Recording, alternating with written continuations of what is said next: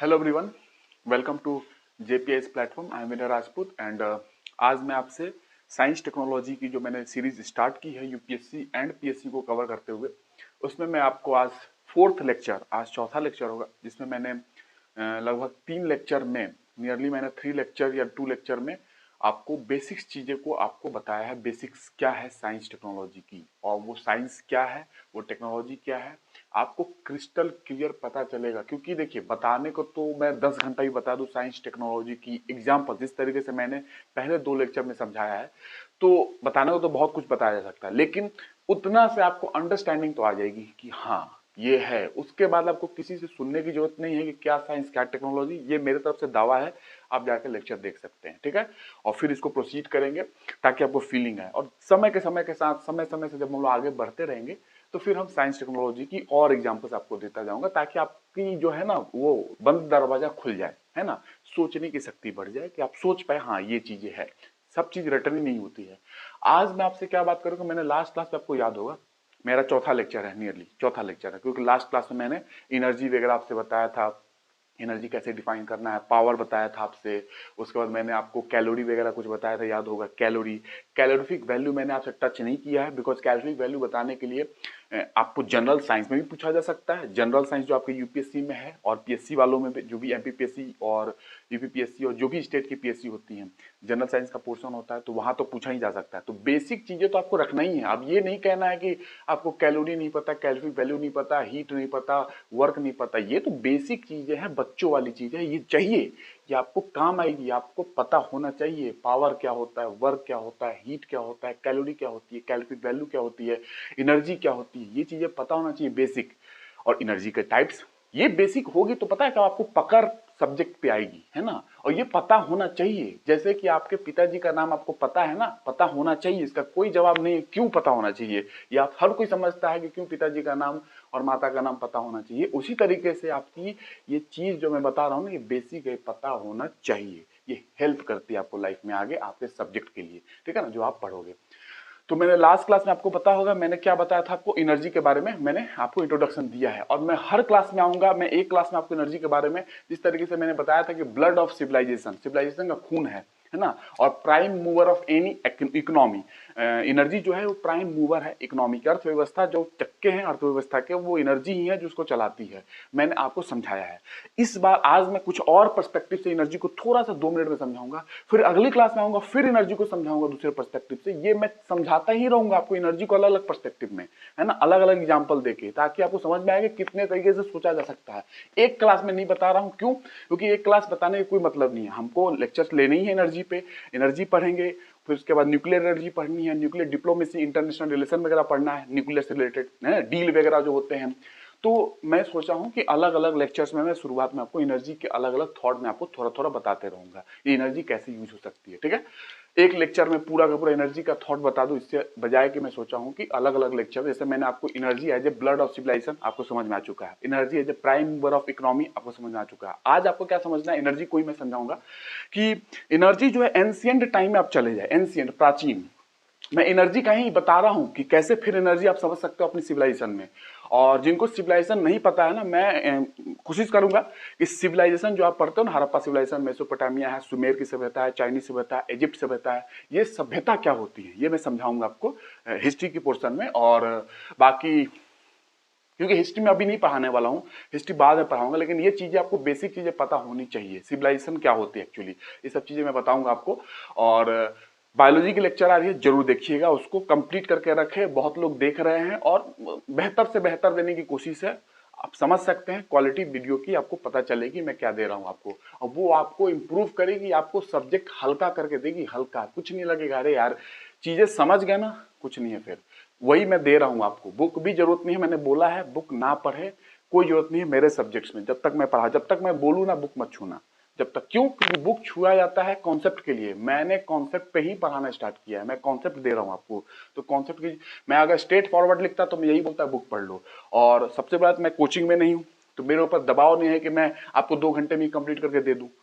तो मैं 2.5 घंटा ही पढ़ा दूं ताकि आपका फायदा हो, तो क्यों ना आधा घंटा आपको ज्यादा बता दूं, क्योंकि आपको बुक ना पढ़ना पड़े, क्योंकि आप जो 10 घंटे में पढ़ोगे मैं आपको 1 घंटे में दे दूंगा, ठीक है ना, बुक में। तो आपका फायदा होना चाहिए, आपका टाइम बचे, आपको कॉन्सेप्ट इजीली मिल जाए, यही मेरा एम है। और आप मुझ पर विश्वास करके चले।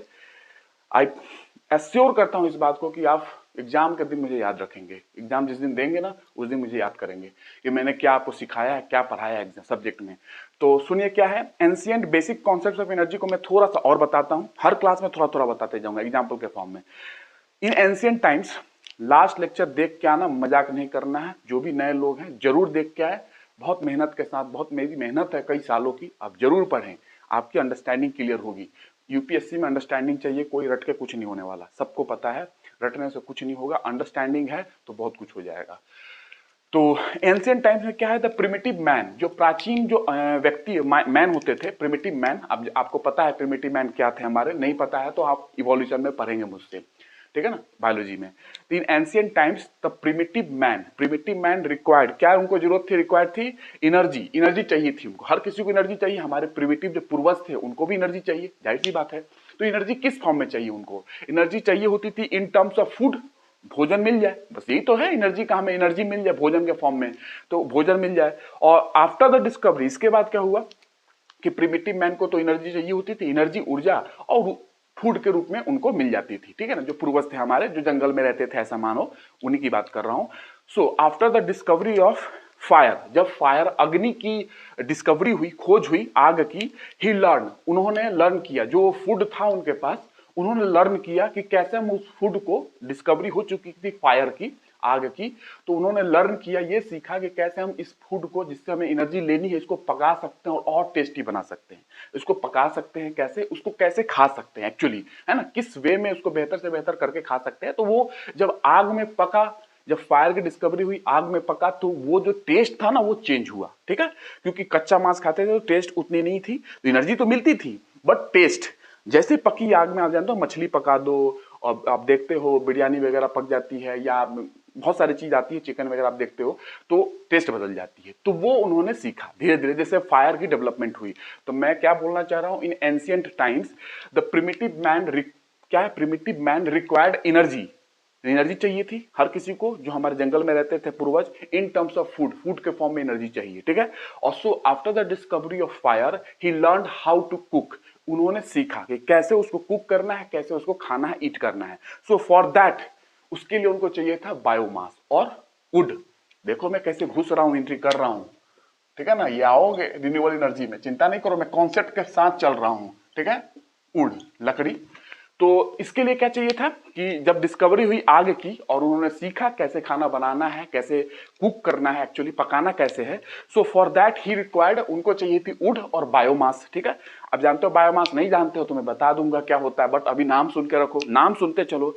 अदर देन फायर, फायर के अलावा उनको, मतलब कि बायोमास तो चाहिए और वुड चाहिए, वुड चाहिए, ताकि उसी पे तो वो जलेगी, फायर होगी और पकेगी चीजें, ठीक है। और other than fire, then after that, इसके बाद में क्या हुआ, खाना मिलने लगा, पकने लगा, टेस्ट आ गई खाने में, एनर्जी मिल रही थी, ठीक है। हमारी सिविलाइजेशन की बात कर रहा हूं, प्रिमिटिव मैन की बात कर रहा हूं, एंशिएंट टाइम में, ठीक है। उसके बाद क्या हुआ, after that he started civilization. देखो सिविलाइजेशन आई, सभ्यता आई। सभ्यता का मतलब क्या होता है, किसी को पता हो तो बताना, एक वर्ड में तो कुछ नहीं बता सकते हो, ठीक है, बहुत सारे पॉइंट्स बताने पड़ेंगे आपको। आफ्टर दैट क्या हुआ, सिविलाइजेशन की डेवलपमेंट स्टार्ट हुई, सिविलाइजेशन आई एंड एग्रीकल्चर स्टार्ट हुआ, एग्रीकल्चर, खेती स्टार्ट हुई। So there he required what, animals की जरूरत पड़ी, क्योंकि एग्रीकल्चर स्टार्ट हो चुका था, सिविलाइजेशन आ चुकी थी। उसके बाद एग्रीकल्चर आया, तो एग्रीकल्चर वगैरह होने लगी, तो उसके बाद हमें चाहिए थी मशीन और जो एनिमल्स चाहिए थी, ताकि हमें वो काम आए। जैसे आप जानते हो ना, बैलों से खेती की जाती थी, बैल से, तो ये समझ रहे हो ना कैसे हम अपने लाइफ में उनको इंक्लूड किए एनिमल्स को, और हमारे लाइफ को आसान करने की कोशिश की हम लोग, ठीक है।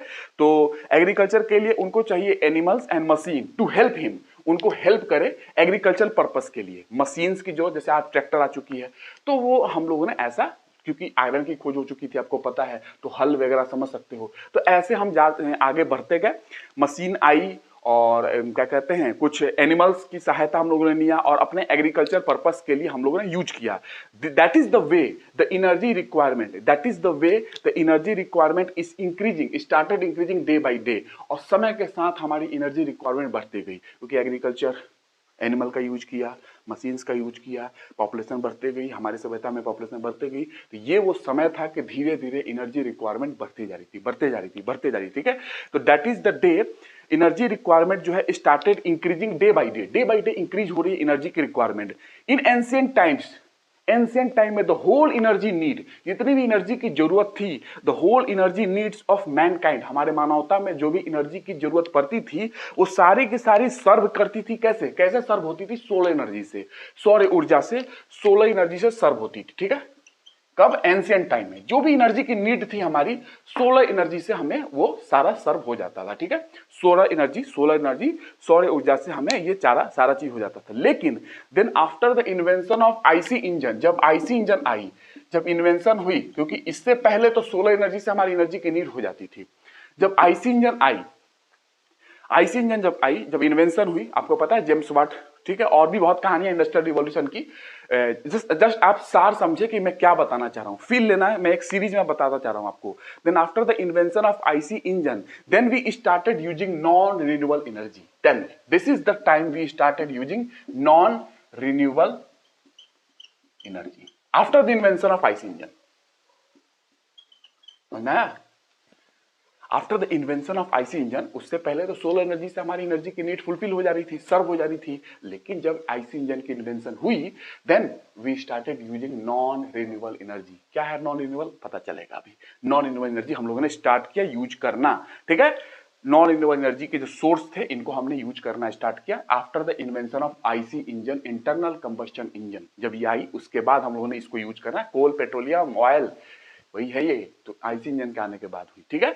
तो ये मैंने थोड़ा सा एक व्यू आपको आज दिया, कैसे हम प्रोसीड किए और नॉन रिन्यूएबल एनर्जी को आए। अगली क्लास जब आऊंगा फिर एक और व्यू दूंगा, अलग अलग क्लास में आपको व्यू देता जाऊंगा। अभी तक मैंने आपको ब्लड एज ए सिविलाइजेशन की तरह मैंने कुछ बताया कि सिविलाइजेशन का ब्लड है, आपको प्राइम मूवर इकोनॉमी की है एनर्जी, मैंने वो बताया। आज मैंने ये बताया, अगली क्लास में फिर कुछ बताऊंगा आपको, ठीक है। वो मैं शुरुआत में हमेशा हर क्लास में आपको एनर्जी कुछ दूंगा। फिर आज चलते हैं, आपको मैं, अगर आपको कौन से, क्योंकि यहाँ पे सबके लिए मैं कर रहा हूँ, बहुत लोगों को कुछ चीजें पता है, बहुत लोगों को नहीं पता होती है, और सबको लेके चलना ही मेरा काम है ना। सबको, जिनको पता है वो भी सुनते जाए, आपको कुछ ना कुछ सिखाऊंगा जरूर, इतनी मैं गारंटी दे रहा हूँ, आपको कुछ ना कुछ जरूर सिखाऊंगा। जिनको पता है पेशेंस रखेंगे, कुछ ना कुछ अंत में आप जरूर सीखोगे, ठीक है, ये गारंटेड बात है। एनर्जी की बात कर रहा हूं, एनर्जी मैंने लास्ट क्लास में समझाया था कि एनर्जी आपने क्या समझा, एबिलिटी टू डू वर्क, और बाकी मैंने कहानी बता दी है कि एनर्जी को हम डिफाइन नहीं कर सकते हैं, क्योंकि आपने देखा कि फॉर्म्स ऑफ एनर्जी होती है, जो भी एनर्जी तो हम देखते ही नहीं है, फॉर्म्स ऑफ एनर्जी हमें दिखती है। जहां भी देखोगे एनर्जी के रूप दिखेंगे, चाहे हीट हो, वर्क हो, पोटेंशियल एनर्जी हो, काइनेटिक एनर्जी हो, थर्मल एनर्जी हो, न्यूक्लियर एनर्जी हो, कोई भी एनर्जी हो, एनर्जी के फॉर्म है। एक्चुअली एनर्जी तो है नहीं कोई, एनर्जी के रूप है। एनर्जी क्या है ये हमें दिखती नहीं एक्चुअली, तो मैंने इसीलिए डिफाइन भी किया था, क्या मैंने बताया लास्ट क्लास में आपको पता है। लेकिन फिर भी आप जो बचपन से पढ़ते आ रहे हो, मैं उसी को लेकर चल रहा हूं, बाकी आप समझ चुके हो, वो मन में रखना है जो मैंने एक्चुअल समझाया है। Energy, ability to do work, ability to do work, कार्य करने की क्षमता को ऊर्जा कहते हैं, ठीक है। वर्क क्या है?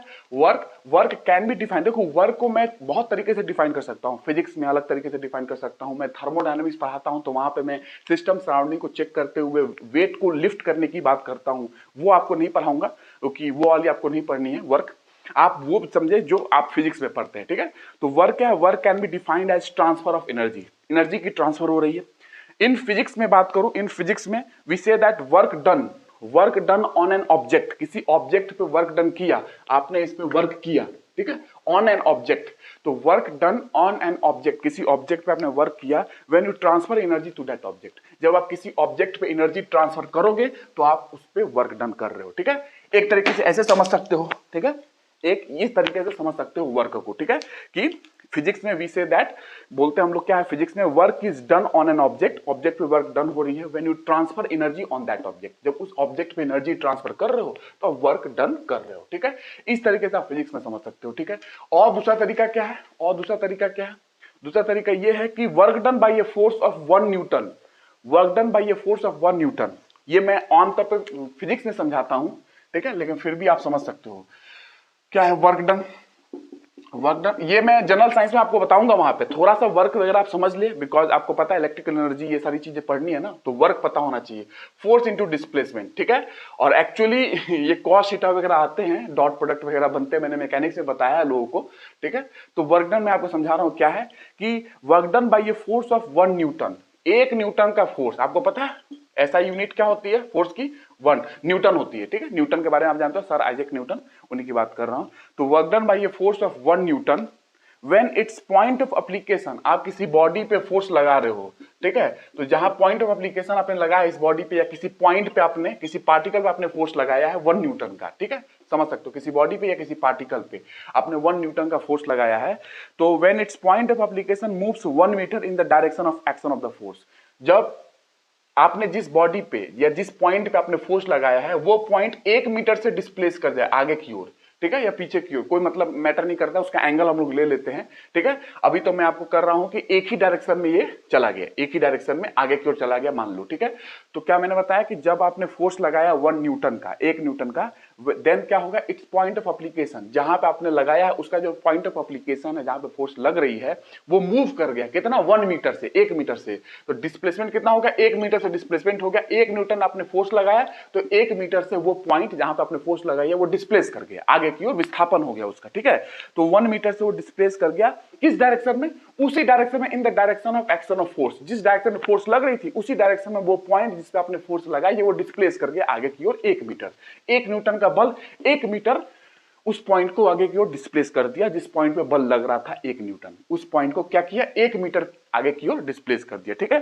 तो वो होगा आपके लिए वर्क डन, वर्क डन हो जाएगा यही। तो फोर्स इंटू डिस्प्लेसमेंट के फॉर्म में समझते हैं, और 1 न्यूटन का फोर्स आप लगा सकते हो किसी पार्टिकल पे, 1 मीटर की डिस्प्लेस हो गई, तो वो ऐसे आप समझ सकते हो, ठीक है। और भी फॉर्म से समझाया जा सकता है, बट अभी आप इतना ही रखेंगे। वर्क डन आप समझ चुके हो, मैंने लास्ट क्लास में आपको वर्क डन और भी समझाया था, ठीक है। तो वर्क डन जो होगा फोर्स इंटू डिस्प्लेसमेंट आप ध्यान रखोगे। वैसे आप पढ़ते ही हो सदिश राशि अदिश राशि, तो ये ध्यान रखना, अभी मैं बता दे रहा हूं एफ डी कॉस थीटा, है ना, डॉट प्रोडक्ट वगैरह होते हैं, एफ डी कॉस थीटा होता है, जब थीटा 0 है तो वो उसके हिसाब से ये एफ इंटू डी डिसाइड होता है। आपको पता है ना, कॉस 0 क्या होगा, कॉस 0 1 होता है, तो ये खत्म हो जाएगा ना, 1 हो जाएगा, तो एफ इंटू डी यहां से आता है जब थीटा 0 होती है, किसके बीच में, फोर्स और डिस्प्लेसमेंट के बीच का एंगल 0 होना चाहिए, तब F into D, force into displacement पढ़ते हो ना, बल गुणे विस्थापन, वो वर्क डन होती है, ठीक है। तो ये 1 न्यूटन का बल लग रही है किसी पॉइंट पे, वो 1 मीटर से डिस्प्लेस कर गया इन the direction of action of force, जिस डायरेक्शन में फोर्स लग रही है, तो वो वर्क डन डिफाइन हो जाएगा, ठीक है। तो इस तरीके से आप डिफाइन कर सकते हो, ठीक है। अब उसके बाद देखिए एनर्जी क्या है, पावर क्या है, तो पावर मैंने बताया था वर्क किस रेट से ट्रांसफर हो रही है, तो वर्क अपॉन टाइम आप बोल सकते हो। एनर्जी किस रेट से ट्रांसफर हो रही है, एनर्जी का फॉर्म ही है वर्क, आपको पता है एनर्जी का ही रूप है, वर्क अपॉन टाइम आप पावर बता सकते हो, शक्ति, ठीक है। और पावर आप, जैसे मैं रिन्यूएबल एनर्जी पढ़ाऊंगा, यहाँ पे इलेक्ट्रिसिटी से डील होगी, इलेक्ट्रिसिटी में जब पावर डिफाइन करते हैं, इलेक्ट्रिसिटी में जब पावर डिफाइन करते हैं, तो पावर हम लोग वोल्टेज को लेते हैं और करंट के लेते हैं, वोल्टेज इंटू करंट, ठीक है, वोल्टेज इंटू करंट, ऐसे इलेक्ट्रिसिटी में आप ऐसे डिफाइन करते हो, ठीक है। तो वोल्टेज कितना है और करंट कितना है, तो current, voltage into current, voltage को वोल्ट्स में बोलते हैं और करंट को एम्पियर में मानते हैं, ठीक है। तो वोल्ट इंटू करंट वाट, ये यूनिट आ जाएगा वॉट्स, ठीक है। तो ये आप समझ चुके हो कि वोल्टेज इनटू करंट के फॉर्म में पावर हम इलेक्ट्रिसिटी में, आप जानते हो ना, मैं गीगावाट ई लिखा होता है, मेगावाट ई लिखा होता है, आपने देखा होगा मेगावाट ई ऐसा लिखा होता है, इलेक्ट्रिक है ये, इलेक्ट्रिक यहाँ पे, ठीक है ना। तो वही मैं बता रहा हूँ कि इलेक्ट्रिसिटी में पावर कैसे डिफाइन करती है, ये बेसिक चीज आपको पता होना चाहिए। बाकी जनरल साइंस में जब मैं पढ़ाऊंगा ना, तो वहां एक बेसिक से बताता चलूंगा आपको, अभी आप समझ जाए वैसे समझा ही दे रहा हूं मैं। वोल्टेज इंटू करंट पावर हो गया, वोल्टेज वोल्ट के फॉर्म में, करंट एम्पियर होती है, ये हो गया मिला के वाट यूनिट हो गई, ठीक है। वाट यूनिट होती है ना पावर की, ठीक है। और हॉर्स पावर भी आप जानते हो, तो हॉर्स पावर वाली कहानी में जनरल साइंस में बताऊंगा आपको। एनर्जी क्या हो गया, एनर्जी आपको कोई बोले तो ये आप समझ चुके हो कि ये पावर हो गया वर्क, ठीक है, अपॉन टाइम, ये वर्क अपॉन टाइम हो गया पावर। उसके बाद वर्क डन मैंने समझा दिया कि वर्क क्या है, पावर ऐसे समझ लिया कि वोल्टेज इंटू करंट हो गया, वोल्टेज और एम्पियर के फॉर्म में ये यूनिट आ गई वाट, ठीक है, जेम्स वाट के नाम से। उसके बाद आप देखो तो बहुत सारे यूनिट होते हैं एनर्जी के बहुत सारे यूनिट है। यूनिट ऑफ एनर्जी देखोगे तो unit of energy, commercial unit of energy 1 kilowatt hour, ठीक है। किलोवाट आवर जो होती है, किलोवाट आवर कमर्शियल यूनिट है एनर्जी की। कैलोरी मैंने बताया था, कैलोरी ये भी एक यूनिट की क्या कहते हैं, एनर्जी की इकाई है, यूनिट है, कैलोरी। जूल आप जानते हो, जूल तो सबको ही जानता है, जूल न्यूटन मीटर के नाम से जानते हैं, ठीक है, न्यूटन मीटर, ये जूल, ये भी यूनिट है एनर्जी की। इतनी सारी यूनिट होती हैं, ठीक है। और उसके बाद जूल याद रखोगे, कैलोरी याद रखोगे, किलोवाट आवर याद रखोगे आप, ठीक है। और वॉट सेकेंड भी आप बोल सकते हो, वॉट सेकेंड, ठीक है, वो भी होती है, बट वो आप छोड़ दो, जब मैं आऊंगा आपको जनरल साइंस में वहां बताऊंगा। तो जूल ध्यान रखना, यूनिट है एनर्जी की, यूनिट, कैलोरी और किलोवाट आवर। किलोवाट आवर के फॉर्म में ही आपकी इलेक्ट्रिसिटी की यूनिट आती है, मैंने लास्ट क्लास में बताया था आपको, इलेक्ट्रिसिटी की यूनिट किलोवाट आवर के फॉर्म में ही आपको वहां पे कैलकुलेट की जाती है, ये याद रखोगे। उसके बाद थोड़ा सा आगे बढ़े,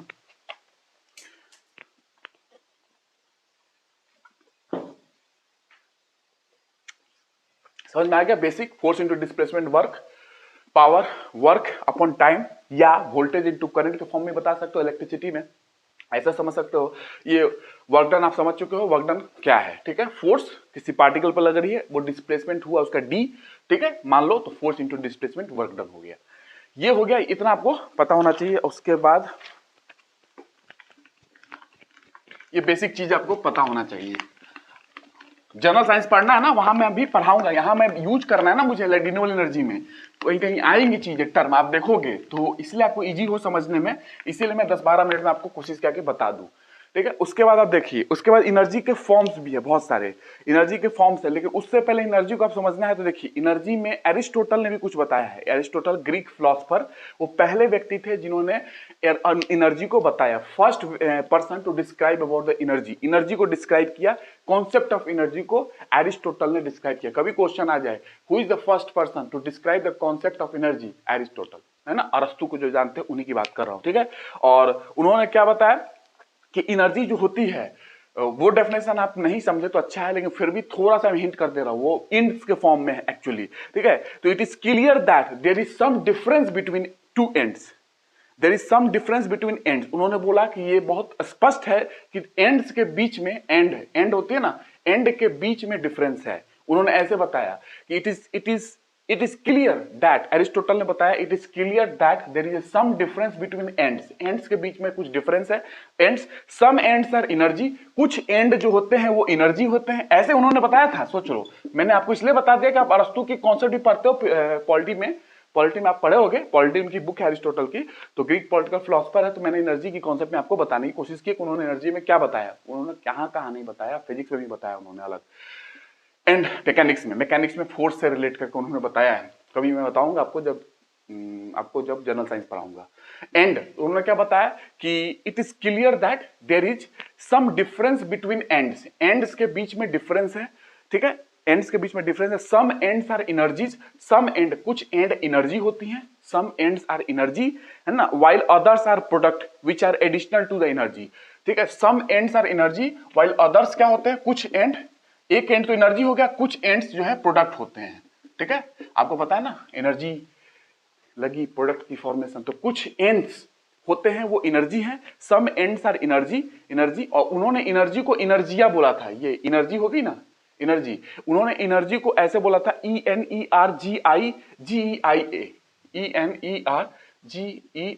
ऐसा उन्होंने बोला था, बट ये एनर्जी आपको निकल के आता है। तो some ends are energy while others are product, बाकी जो एंड है वो प्रोडक्ट्स होते हैं, प्रोडक्ट्स जो कि क्या है, which are additional to the energy, जो कि एनर्जी के एडिशनल फॉर्म है, एडिशनल है एनर्जी पे, ठीक है। तो ऐसे भी उन्होंने समझाया था एंड्स के फॉर्म में, ठीक है। तो मैंने क्या बताया आपको, एक बार मैं बता दूं, it is clear that there is some difference between ends, there is some difference between ends, some ends are energy, कुछ एंड एनर्जी है, while the other ends are product which are additional to the energy, जो कि energy पे additional है, ठीक है ना, additional रूप में है। ये आप समझ चुके हो, एरिस्टोटल की बात है। Energy has always been the most essential, देखिए मैं आपको कुछ और समझा रहा हूं, energy has always been among the most essential resource that endorses the progress, evolution and prosperity of society.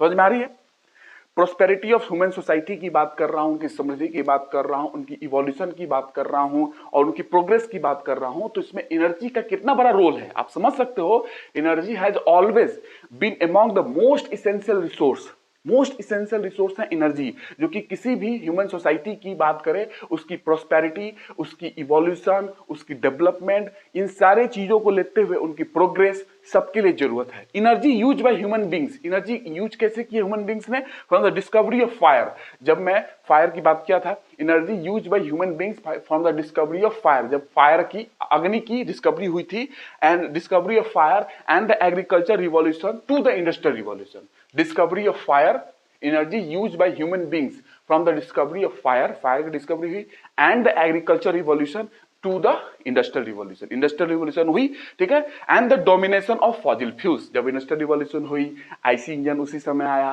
Fossil fuels की डोमिनेशन होने लगी, नॉन रिन्यूएबल एनर्जी मैंने बताया था, ठीक है ना। तो वही मैं बताने की कोशिश कर रहा हूं कि energy use by human beings, human beings ने जो एनर्जी यूज किया, कब से? From the discovery of fire, fire की डिस्कवरी हुई, and the agriculture revolution, agriculture revolution की, उसके बाद to the industrial revolution, industrial revolution तक, टू द इंडस्ट्रियल रिवॉल्यूशन तक there was the domination of fossil fuels, उसके बाद फॉसिल फ्यूल्स की डोमिनेशन होगी। इंडस्ट्रियल रिवॉल्यूशन के बाद आप समझते हो हम लोग कोल और ऑयल का यूज बहुत ज्यादा करने लगे, ठीक है। तो ये है थोड़ी सी कहानी। इन्वेंशन ऑफ स्टीम इंजन, जो मैंने आपको बताया था कि स्टीम इंजन, आईसी इंजन जो बात आई थी, इन्वेंशन ऑफ स्टीम इंजन की बात करूं, जेम्स वाट जो की है वो 17 वो आप डेट मत रखो, डेट ओवर हो जाएगी बात, मैं ये नहीं बताऊंगा आपको, डेट नहीं, ठीक है। Invention of steam engine, James Watt सबको पता है, brought industrial revolution, industrial revolution जो है स्टीम इंजन नहीं लाया, ठीक है। स्टीम इंजन की इन्वेंशन ही इंडस्ट्रियल रिवॉल्यूशन के लिए रिस्पॉन्सिबल है, ठीक है, जेम्स वाट, ठीक है। आपको पता है कि यहीं से फिर मैंने बताया था कि आईसी इंजन का कॉन्सेप्ट आया, इंटरनल कंबस्शन इंजन, तो रिन्यूएबल एनर्जी का यूज, हम लोग नॉन रिन्यूएबल एनर्जी का यूज करना स्टार्ट कर दिया, कोयला, तेल, ये सारी चीजों का, ठीक है। तो मैं क्या बता रहा हूं आपको कि invention of steam engine by James Watt, सन कुछ होगा, किसी सन में स्टार्ट हुआ, बना, इंडस्ट्रियल रिवॉल्यूशन की हमारी शुरुआत होगी, इंडस्ट्रियल रिवॉल्यूशन आ गया, brought industrial revolution. The invention of steam engine brought industrial revolution and invention of induction motor, induction motor की invention, किसने induction motor को खोजा, किसी को पता है? induction motor किसने खोजा? निकोला टेस्ला ने खोजा था, तो इन्वेंशन किया था। तो invention of induction motor by Nikola Tesla in 1888 के बात है ये, lead to the commercialization of electricity, electricity की कमर्शियलाइजेशन की बात करें, कमर्शियल लेवल पे इलेक्ट्रिसिटी की बात करें, जब इंडक्शन मोटर की डिस्कवरी हुई, तब जाके 1888 में निकोला टेस्ला के द्वारा देन कमर्शियलाइजेशन ऑफ इलेक्ट्रिसिटी हो पाई, 1888, ठीक है। 1888 निकोला टेस्ला, क्या खोजा इन्होंने, इन्वेंट किया, इंडक्शन।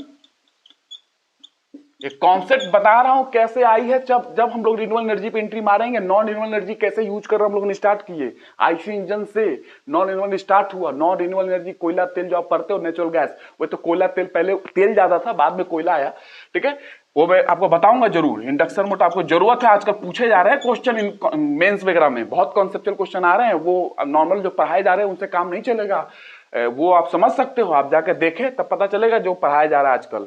इंडक्शन मोटर की बात कर रहा हूं, ये मोटर मैंने लिखा है ना, MOTOR, ठीक है। तो ये मैंने क्या बताया आपको कि invention of induction motor by Nikola Tesla, आपको पता है टेस्ला वगैरह, इन 1888, टेस्ला की कहानी पता होगी, नहीं पता होगा तो साइंस टेक्नोलॉजी में जब आऊंगा, जब आगे पढ़ूंगा तो टेस्ला की कार की बात करूंगा मैं आपसे थोड़ा बहुत। निकोला टेस्ला के द्वारा 1888 lead to the commercialization of electricity, यहां से क्या हुआ, कॉमर्शियलाइजेशन हो गया इलेक्ट्रिसिटी की, कॉमर्शियलाइजेशन ऑफ क्या, इलेक्ट्रिसिटी, विद्युत, यहां से स्टार्ट हुई। तो industrial revolution, steam engine, 1888 Nikola Tesla, invention of induction motor, induction motor क्या होती है, नहीं जरूरत है, मे बी इतना बहुत हैवी हो जाएगा फिर। Induction motor lead to the, इससे क्या हुआ, कमर्शियलाइजेशन होगी इलेक्ट्रिसिटी की, विद्युत की, कमर्शियल लेवल पे चीजें आगे बढ़ गई। ये है थोड़ी सी कहानी जो आपको जाननी थी, ध्यान रखना, जरूर ध्यान रखना जो मैंने बताया है। First person to describe the concept of energy is Aristotle, है ना। उन्होंने दो एंड की बात की, one end energy and the other ends are product which are additional to the energy, ठीक है, समझ चुके हो। और ये आपको ध्यान रखना है मन में, ठीक है। मैं इसको डिस्क्राइब नहीं कर रहा हूं एनर्जी के फॉर्म में, फिलोसफिकल बात फिर हो जाएगी, थोड़ी सी एरिस्टोटल की बात है, बट इस लेवल पे मैंने आपको बताया है, इस लेवल पे भी बहुत लोग चर्चा, अभी तक किसी ने चर्चा नहीं किया है, बहुत रेयर ऑफ रेयर्स लोग चर्चा करते हैं इन चीजों पे। आपको कॉन्सेप्ट में बिल्ड कर रहा हूं, ठीक है ना। एरिस्टोटल की बात आप पढ़ते हो, इसलिए मैंने उनका जिक्र किया। ये हो गया। उसके बाद देखिए थोड़ा सा फॉर्म्स ऑफ एनर्जी जो है मैं अगली क्लास में बताऊंगा, है ना। मुझे रिन्यूएबल बताने का बड़ा अच्छा कर रहा है आज, रिन्यूएबल एनर्जी बताऊंगा आपको। फॉर्म्स ऑफ एनर्जी में कब बताऊंगा, अगली क्लास। फॉर्म्स ऑफ एनर्जी जानना आपको जरूरी है, क्यों, तभी आप समझ पाओगे क्या प्रॉब्लम आ रही है, और हीटिंग वैल्यू वगैरह समझ पाओगे, और पावर प्लांट्स में पॉल्यूशन हो रही है वो समझ पाओगे, इंडस्ट्रीज में पॉल्यूशन हो रही है वो समझ पाओगे। फॉर्म्स ऑफ एनर्जी, कौन सी फॉर्म्स ऑफ एनर्जी की बात कर रहे हैं हम लोग, ठीक है, कौन सी चाहिए आपको, high grade energy, low grade energy. High grade energy electricity होती है, इलेक्ट्रिसिटी हाई ग्रेड। आपसे क्वेश्चन पूछ दे, ऑप्शन दे दे, thermal energy, electrical energy, chemical energy, nuclear energy, option दे दे, high grade energy, low grade energy, option है low grade energy, high grade, option ऐसे बना के दे सकता है, जानते हो। हाई ग्रेड एनर्जी कौन सी होती है, हाई ग्रेड एनर्जी कौन सी होती है, electrical energy high grade energy होती है, electrical energy high grade energy होती है। कैसे, very conveniently and very efficiently, very conveniently, बड़ी आसानी से, very efficiently converted to other forms of energy. Electric energy को वेरी कॉन्विनेंटली और बहुत ही इफिशियंटली आप अदर फॉर्म्स ऑफ एनर्जी में इलेक्ट्रिक एनर्जी को कन्वर्ट कर सकते हो। That's why high grade energy है। कोई भी हाई ग्रेड एनर्जी होगी ना, आप एनर्जी पढ़ते हो, हाई ग्रेड एनर्जी की बात कर रहा हूं मैं, ये सब बेसिक चीजें हैं।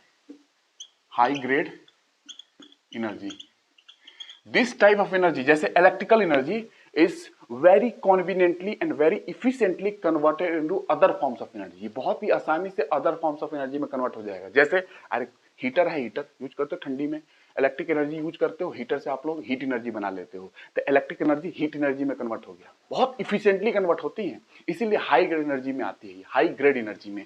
तो ये चीजें मैं आपको फॉर्म्स ऑफ एनर्जी आपको अलग से पढ़ाऊंगा। टाइप्स ऑफ एनर्जी, जैसे टाइप्स ऑफ एनर्जी आपको पढ़नी है कि थर्मल एनर्जी क्या है, हाई टेम्परेचर पे थर्मल एनर्जी क्या है, मीडियम टेम्परेचर थर्मल एनर्जी क्या है, लोअर टेम्परेचर थर्मल एनर्जी क्या है, कौन सी वाली यूज करते हैं इलेक्ट्रिसिटी जनरेशन में, ये भी थोड़ा बहुत आपको आइडिया होना चाहिए, ठीक है। केमिकल एनर्जी क्या होती है, फ्यूल्स के अंदर की बॉन्ड की एनर्जी केमिकल एनर्जी है, वो क्या है, मैकेनिकल एनर्जी क्या होती है, पोटेंशियल एनर्जी क्या होती है, इलेक्ट्रिक क्या कहते हैं इलास्टिक पोटेंशियल एनर्जी क्या होती है, काइनेटिक एनर्जी क्या होती है, न्यूक्लियर एनर्जी क्या होती है। न्यूक्लियर एनर्जी तो पढ़नी भी है, फ्यूजन फ्यूजन पढ़ोगे, उसके बाद pressurize heavy water reactor, pressurize water reactor, ये बाकी बाकी बहुत सारा चीज पढ़ना है, बहुत सारा चीज पढ़ना है, समय आएगी सब चीजें, ठीक है ना। तो वो सारी चीजें हैं, तो नॉर्मल फॉर्म्स ऑफ एनर्जी आपको पढ़नी है। जैसे इलेक्ट्रिकल एनर्जी बताया मैंने, electric energy, electric energy is the high grade energy, ये ध्यान रखोगे। More than 40% energy distribution, more than 40% energy distribution is made through electrical supply system. Electrical supply system से ही मोर देन 40% एनर्जी डिस्ट्रीब्यूशन की demand पूरी होती है world wide, ठीक है। तो more than 40% energy distribution is met, और ये चेंज भी होते रहते हैं, जैसे जैसे पॉपुलेशन बढ़ रही है, एनर्जी डिमांड बढ़ रही है, तो ये डाटा चेंज भी होता है, ठीक है। तो ये एक एग्जांपल तक आप समझ सकते हो कि more than 40% energy distribution is met through, कैसे मिलती है, is met through electrical supply system. Electrical supply system के थ्रू ही मोर देन 40% एनर्जी डिस्ट्रीब्यूशन की डिमांड पूरी होती है, मेट होती है, ठीक है। ये थोड़ा सा ध्यान रखोगे। और हाई ग्रेड एनर्जी क्यों है electrical energy, because very conveniently and very efficiently it is converted into other forms of energy. Other forms of energy में भी कन्वर्ट हो जाएगा, जैसे कि इलेक्ट्रिक एनर्जी से आप ऊष्मा बना लेते हो हीटर में, ठंडी के दिन में ऊष्मा बन जाती है ना, हीट एनर्जी हो गया, ये तो इलेक्ट्रिक एनर्जी है, वो हीट एनर्जी है। हीट एनर्जी लो ग्रेड होती है, ये हाई ग्रेड होती है इलेक्ट्रिक वाली, तो इलेक्ट्रिक से हीट में चले गए, बहुत आसानी से कन्वर्ट हो जाती है हाई ग्रेड एनर्जी दूसरे फॉर्म्स में एनर्जी के, ये आपको ध्यान रखना है। बाकी अब देखिए, थोड़ा सा पानी पी लूं मैं।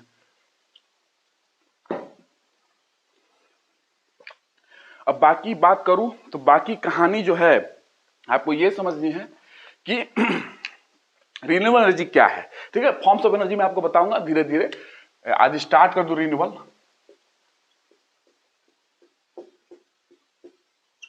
ठीक है। बहुत लोग बहुत चीजें बोलते हैं, बहुत आसानी से चीजों को समझा देते हैं, रिन्यूएबल वगैरह को, बहुत है, उपलब्ध है, कभी खत्म नहीं होगा, है ना, पॉल्यूशन नहीं करती है। थोड़ा समझो, थोड़ा समझो, यूपीएससी की एग्जाम है, थोड़ा मैं समझा दूंगा। मैं आपको बता दूं, मैं रिन्यूएबल एनर्जी सोर्सेज जो टेक्नोलॉजी होती है, मैं यूपीएससी के लिए जो ईएससी एग्जाम होती है, मैं वहां पे भी पढ़ाता हूं, तो एक्चुअली मैं बहुत ही इसमें एक्सपर्टाइज हूं एक्चुअली, ठीक है। रिन्यूएबल एनर्जी सोर्सेस में सोलर के पूरे प्लेट कलेक्टर्स के बारे में आपने सुना होगा, paraboloid, parabolic, concentrated collector, flat plate collector, उनकी बात, विंड टर्बाइन, विंड टनल्स के बारे में बात कर रहा हूँ। फ्यूल सेल की मैं वहाँ डिटेलिंग करता हूँ। फ्यूल सेल आप हाइड्रोजन वाली पढ़ते हो, मैं तो और भी पढ़ाता हूँ, दूसरे एलिमेंट्स की भी फ्यूल सेल पढ़ाता हूँ, ठीक है, बट आपको हाइड्रोजन वाली ही पढ़नी है, ठीक है। तो बहुत इसके हैं। टाइडल एनर्जी पे बेस, टाइडल एनर्जी पे है, जियोथर्मल एनर्जी की बात कर रहा हूँ, बायोमास एनर्जी है, बहुत डिटेलिंग है। आपको मैं जितनी आपके एग्जाम में रिक्वायर्ड है, जैसा पूछा जा रहा है वैसा मैं आपको बता दूंगा, ठीक है। और अंडरस्टैंडिंग जरूर मिलेगी, क्योंकि मेरे से पढ़ने से आपको यही फायदा है, क्योंकि मैं ऑलरेडी, बोलते हैं ना कि करके जब इतना रखे हो तो फिर थोड़ा सा बताना तो बहुत ईजी हो जाती है। तो वो सही में ईजी है मेरे लिए करना ये सब काम, ठीक है ना, बहुत ईजी है, बहुत ईजी है मेरे लिए करना, और आपको दिखेगा। रिन्यूएबल एनर्जी क्या है? रिन्यूएबल एनर्जी ये ऐसा टर्म है, आपको रिन्यूएबल एनर्जी टर्म से कुछ पता चल रहा है कि रिन्यूएबल एनर्जी टर्म का मतलब क्या हो सकता है? टर्म सोचो, टर्म, मैं तो छोटो यहां मैं पॉइंट लिखने से पहले आपको समझा देता हूं मतलब क्या है। रिन्यूएबल एनर्जी ऐसी ऊर्जा जिसके पास एबिलिटी है what to renew itself, that is the meaning of renewable। यही मतलब छुपा है। क्या है ये रिन्यूएबल एनर्जी? एबिलिटी है to renew itself, that type of energy is known as renewable energy. ऐसी क्षमता जो अपने आप को फिर से रिन्यू कर ले, बोलते हैं ना, अरे भैया फिर से नया बन के आ गया यार, तो रिन्यू करने की एबिलिटी है, इसको बोलते हैं, ये रिन्यूएबल एनर्जी है। आपको पता है future source of energy for us, हमारी भविष्य की सोर्स है, ये स्रोत है हमारे लिए रिन्यूएबल एनर्जी। तो ये वर्ड में ही छिपा है, देखो, ability to renew itself, ability to renew itself, ठीक है ना, खुद को रिन्यू करने की एबिलिटी रखता हो, that is known as renewable energy. इसको डिफाइन कैसे करें? रिन्यूएबल, इसको समझ तो गया, डिफिनेशन यही है, बट थोड़ा सा और अच्छे से डिफाइन कर देता हूं। Renewable energy is the term, renewable energy is the term, और रिन्यूएबल इज द टर्म, ये रिन्यूएबल जो टर्म है ना, शब्द है, renewable is the term used for the energies, ये एनर्जी के लिए यूज किया जाता है। Renewable is the term used for the energy which flow naturally, जो नेचुरली फ्लो कर रही, ऐसी एनर्जी जो नेचुरली फ्लो कर रही है, रिपीटेडली बार बार फ्लो कर रही है, इनफाइनाइट सोर्स ऑफ एनर्जी है, without any pollution, eco friendly है, और इको फ्रेंडली और ग्रीन एनर्जी है। इस तरीके के एनर्जी को हम रिन्यूएबल एनर्जी बोलते हैं, इस तरीके की एनर्जी को हम रिन्यूएबल एनर्जी बोलते हैं। डिफाइन करने को आपने बोला तो मैंने डिफाइन किया, लिखोगे, लिखिए, renewable energy is the term used for the energy, एक ऐसा टर्म है जो कि हम एनर्जी के लिए यूज करते हैं। Renewable energy is the term used for the energies, energy के लिए यूज करते हैं, विच फ्लो नेचुरली, विच फ्लो नेचुरली, विच फ्लो रिपीटेडली, बार बार रिपीटेडली फ्लो करती है, विच फ्लो नेचुरली, प्राकृतिक रूप से फ्लो कर रही है, विच फ्लो रिपीटेडली, बार बार रिपीटेडली फ्लो कर रही है, and infinite source of energy, source of energy जो है ये इनफाइनाइट है, अनंत है एक तरीके से, इनफाइनाइट सोर्स ऑफ एनर्जी है, विदाउट एनी पॉल्यूशन, जो कि कोई पॉल्यूशन नहीं करती है, इको फ्रेंडली है, और ग्रीन एनर्जी है, ग्रीन एनर्जी है, हरित ऊर्जा है। इस प्रकार की एनर्जी को हम लोग रिन्यूएबल एनर्जी बोलते हैं। तो रिन्यूएबल एनर्जी समझ रहे हो, आपने पारंपरिक ऊर्जा, गैर पारंपरिक ऊर्जा ऐसा कुछ पढ़ा होगा, हिंदी में ऐसा बोलते हैं रिन्यूएबल, आपने ये सिंपल मैंने वैसे भी समझा दिया आपको, ठीक है ना। तो रिन्यूएबल इज द टर्म, ये जो टर्म है, renewable is the term used for energies which flow, मैंने लिख ही दिया थोड़ा सा लो, विच फ्लो नेचुरली, समझ रहा, प्राकृतिक रूप से, रिपीटेडली, बार बार, REPATEDLY, रिपीटेडली, बार बार, रिपीटेडली, नेचुरली, प्राकृतिक रूप से, and repeatedly, and infinite source of energy. Source कैसी है ये? इनफाइनाइट सोर्स है। जो भी रिन्यूअल की बात करूंगा मैं, लगभग infinite source of energy, infinite source of energy, infinite source of energy, without any pollution, without, बिना पॉल्यूशन के, विदाउट एनी पॉल्यूशन, कोई गंदगी नहीं फैला रही है, और इको फ्रेंडली बोल सकते हो इसको, ब्रैकेट में इको फ्रेंडली, इको फ्रेंडली समझते हो ना, एनवायरमेंट फ्रेंडली है ये, और ग्रीन एनर्जी बोल सकते हो। ग्रीन एनर्जी की बात मैं करूंगा, रिन्यूएबल, ग्रीन में कुछ अपने आप में रिलेशन है कि कौन रिन्यूएबल है तो ग्रीन नहीं है, ग्रीन है तो रिन्यूएबल नहीं है, इसकी बात मैं करूंगा। ग्रीन एनर्जी, हरित ऊर्जा, ठीक है। तो ये है रिन्यूएबल, आप ऐसे समझ सकते हो, मैंने एक लाइन में समझा दिया, ऐसे भी समझ सकते हो। रिन्यूएबल एक ऐसा शब्द है जो कि यूज किया जाता है एनर्जी के लिए, जो कि एनर्जी फ्लो करती है, नेचुरली फ्लो कर रही है, प्राकृतिक रूप से, देखिए सोलर की ऊर्जा देख लो आ रही है, सन की एनर्जी, ठीक है ना, रिपीटेडली, बार बार सोलर ऊर्जा आती है, ऐसा तो नहीं है कि कल नहीं आएगी, बार बार रिपीटेडली फ्लो कर रही है, इनफाइनाइट है, सोलर यूनिवर्स तो इनफाइनाइट है। अपने लाइफ के कंपेरिजन में देखा जाए हर चीज की उम्र होती है, सन की भी है। मैं बताऊंगा जब मैं पार्टिकल फिजिक्स में आऊंगा, यूनिवर्स की कहानी बताऊंगा, लाइफ है कैसे लाइफ है वो बताऊंगा मैं। बट हमारे कंपैरिजन में हम जितना दिन जीने वाले हैं उसके कंपैरिजन में तो सूरज बहुत दिन तक रहेगा। इसे इनफाइनाइट सोर्स ऑफ एनर्जी है, बहुत दिन तक देता रहेगा। उसकी हाइड्रोजन अभी चलेगी, हाइड्रोजन बहुत है उसके अंदर, अभी चलेगी। हीलियम में कन्वर्ट होती है ना हाइड्रोजन, मैं बताऊंगा सब कुछ, लगे रहिए मेरे साथ। Infinite source of energy, infinite अनंत है, विदाउट पॉल्यूशन नहीं कर रहा है, इको फ्रेंडली है एनवायरमेंट के लिए, और ग्रीन एनर्जी है, हरित ऊर्जा है। इस तरीके से आप रिन्यूएबल को बता सकते हैं। ठीक है, समझ में आ रही है रिन्यूएबल? अभी चिंता नहीं करने का, अभी तो बहुत समझाऊंगा मैं।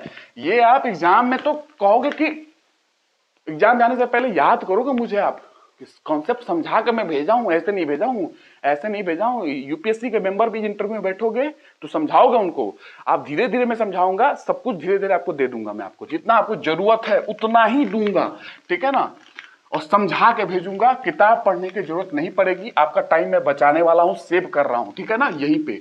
बाकी इसके बाद आप बस मेरा लेक्चर सुनिए, नोट करो उसको, और बस उसको रिवाइज करो, मेरी बातों को ध्यान रखना, ये काम आएगी आपको। बहुत सालों के एक्सपीरियंस में दे रहा हूं आपको, ये ध्यान रखना आपको। जैसे मैं बात करूं पीवी सेल, आ जानते हो, थोड़ा सा पीवी सेल बता देता हूं, फिर मैं आ रहा हूं। पीवी सेल बहुत लगी पड़ी है, ये सारी टेक्नोलॉजी में पढ़ाता हूँ। फोटोवोल्टाइक सेल्स, बहुत टेक्नोलॉजी है इसके अंदर, सेमीकंडक्टर, सिलिकॉन, बहुत टेक्नोलॉजी यूज होती है, लेकिन आपको मैं थोड़ा सा दिखाता हूँ पीवी सेल। देखिए पीवी सेल की बात करूं तो पीवी सेल में ये है कि सोलर एनर्जी है हमारे पास, है सोलर एनर्जी जो कि रिन्यूएबल है, सोलर एनर्जी। हम डायरेक्ट सोलर एनर्जी को क्या करते हैं, इलेक्ट्रिकल एनर्जी में कन्वर्ट कर देते हैं। ये है इलेक्ट्रिकल एनर्जी में डायरेक्ट कन्वर्जन होती है। Solar energy is directly converted into electrical energy, that is known as PV cell. और जब यहाँ पे सेल लगा हो, जब भी आप सेल देखेंगे, कोशिका वाली सेल हटा देना जो मैं बायोलॉजी में पढ़ा रहा हूं, वो वाली नहीं, वो जाके बायोलॉजी में पढ़ो, वो सेल ये नहीं है। ये जब सेल आएगा इसका मतलब डीसी सोर्स है, ये डीसी बैटरी में जानते हो ना। अब डीसी एसी क्या होती है, जनरल साइंस में पढ़ाऊंगा। डीसी एसी में थोड़ा सा आपको जानना जरूरी है, डीसी एसी और इन्वर्टर के बारे में, रेक्टिफायर के बारे में, एम्पलीफायर के बारे में, बैटरी के बारे में थोड़ा बहुत आपको जानना जरूरी है। ड्राई बैटरी क्या होते हैं, जितने ड्राई लेड बैटरी आपने सुना होगा, इनको क्वेश्चन आ रहे हैं, ठीक है ना, वो जानना है आपको, क्वेश्चन आ रहे हैं। तो सेल जहां आएगा, डीसी सेल, डीसी सोर्स होगा, वो जो भी सोर्स हो जाए डायरेक्ट करंट की सोर्स होगी, तो ये डायरेक्ट करंट होगी। जो भी सोर्स होगा पीवी सेल सोलर एनर्जी को लेगा, इलेक्ट्रिक एनर्जी में कन्वर्ट करेगा। लेकिन ये पीवी सेल का मतलब ये है फोटोवोल्टाइक सेल, सेल मतलब डीसी सोर्स है, डायरेक्ट करंट सोर्स है, एसी नहीं है, डीसी है ये, ठीक है। जहां भी सेल लगा रहा है, जैसे फ्यूल सेल की बात कर लो, सब पढ़ाऊंगा मैं। फ्यूल सेल पता है, फ्यूल सेल खाली हाइड्रोजन पे वर्क नहीं करता, आप लोग के सिलेबस में या नॉर्मली आपको हाइड्रोजन वाली ही पढ़ाई जाती है। फ्यूल सेल अलग अलग चीजों पे भी वर्क करती है, अलग अलग एलिमेंट पे भी वर्क करती है, ठीक है। But hydrogen is future of energy, future source है एनर्जी की हाइड्रोजन, ठीक है ना। कैसे हाइड्रोजन कैसे ले सकते हो, जैसे एक तरीका हाइड्रोजन निकालने का, इलेक्ट्रोलाइसिस ऑफ वाटर, वाटर की इलेक्ट्रोलाइसिस कर दो, हाइड्रोजन मिल जाएगी। ऐसे बहुत तरीके हैं हाइड्रोजन निकालने के, और आप फ्यूल की तरह यूज कर सकते हो हाइड्रोजन को, ठीक है। फ्यूल सेल क्या है, फ्यूल सेल सीधा केमिकल एनर्जी, जो हाइड्रोजन की बात कर रहा हूं, केमिकल एनर्जी को सीधा इलेक्ट्रिकल एनर्जी में कन्वर्ट कर देगा। इसीलिए मैंने आपसे बोला कि मैं आपको एनर्जी के फॉर्म बता दूं, क्योंकि एनर्जी के फॉर्म समझ लोगे ना, टाइप्स ऑफ एनर्जी। तो मैं बोला ना कि सोलर एनर्जी, केमिकल एनर्जी को डायरेक्ट कन्वर्ट करूंगा मैं अभी फ्यूल सेल में, केमिकल एनर्जी को डायरेक्ट कन्वर्ट करूंगा इलेक्ट्रिकल में। तो केमिकल तो समझ लो ना कि बॉन्ड्स होती हैं, बॉन्ड्स के बीच में एनर्जी होते हैं, उनको तोड़ते हैं, उससे एनर्जी निकलती है, देन अदर प्रोडक्ट्स बनते हैं। समझना है इसको, समझना है, ऐसे सब काम की चीजें हैं, ये बेसिक चीजें हैं। इसीलिए मैं आपको कह रहा हूं कि ये सब चीजें जानकर रखोगे तो कॉन्फिडेंस आएगी। बेसिक तो क्लियर रखो, तभी कॉन्फिडेंस आएगा। देखिए केमिकल एनर्जी को क्या करूंगे हम, डायरेक्ट इलेक्ट्रिकल एनर्जी में कन्वर्ट कर देंगे, ये ठीक है, डायरेक्ट इलेक्ट्रिकल एनर्जी में केमिकल एनर्जी से कन्वर्ट कर देंगे। लेकिन फिर सेल आया यहाँ पे, ये सेल का मतलब क्या है, डीसी सोर्स। जहां भी सेल आएगा ये डायरेक्ट करंट का सोर्स है। कैसा सोर्स है, डायरेक्ट करंट का सोर्स है, एसी नहीं है, डायरेक्ट। ये सेल का मतलब है, यहाँ पे बायोलॉजी वाली सेल नहीं है भैया, ये सेल है, ये सेल यहाँ डीसी सोर्स की बात कर रहा हूं मैं, ठीक है। और एक सेल तो वहां भी होता है मोबाइल में, मोबाइल टेलीफोनी में, आपको पता है मोबाइल सेल बोलते हैं, सेल वहां भी बोलते हैं। उसका मतलब क्या है वो भी बताऊंगा जब मैं आईसीटी पढ़ाऊंगा, ठीक है ना। तो ये ध्यान रखना, ये मैंने तो आपको दो समझा दिया, बाकी पढ़ेंगे, जस्ट एग्जांपल के फॉर्म मैंने आपको समझाया। आइए आगे बढ़ते हैं। आगे बढ़ते हैं। जैसे सोलर की मैंने बात की, जैसे आपसे सोलर में पढ़ाऊंगा आपको, वैसे सोलर की अगर बात की, सोलर में आपसे कोई पूछे कि सोलर के एडवांटेज क्या है, तो सोलर के एडवांटेज ही है रिन्यूएबल एनर्जी है। एक मैं आपको एग्जांपल ले लेता हूं सोलर, ठीक है, थोड़ा समझाने के लिए। सोलर एनर्जी, पेशेंस रखो, पेशेंस, समझा रहा हूं, कहीं भागने की जरूरत नहीं है, कहीं भागने की जरूरत नहीं है। सोलर एनर्जी एडवांटेज क्या है सोलर एनर्जी की, 4-5 एडवांटेज बताता हूं, फिर आगे पढ़ाऊंगा वहां पे भी आपको बताऊंगा और भी एडवांटेज। अवेलेबिलिटी क्या है, सोलर एनर्जी अवेलेबल है, अवेलेबिलिटी बोलते हैं, AVAI, अवेलेबिलिटी, अवेलेबल मतलब उपलब्ध है, उपलब्ध, उपलब्ध लिखेंगे हिंदी में, सौर ऊर्जा उपलब्धता, उसकी उपलब्धता है पूरे वाइड ज्योग्राफिकल एरिया,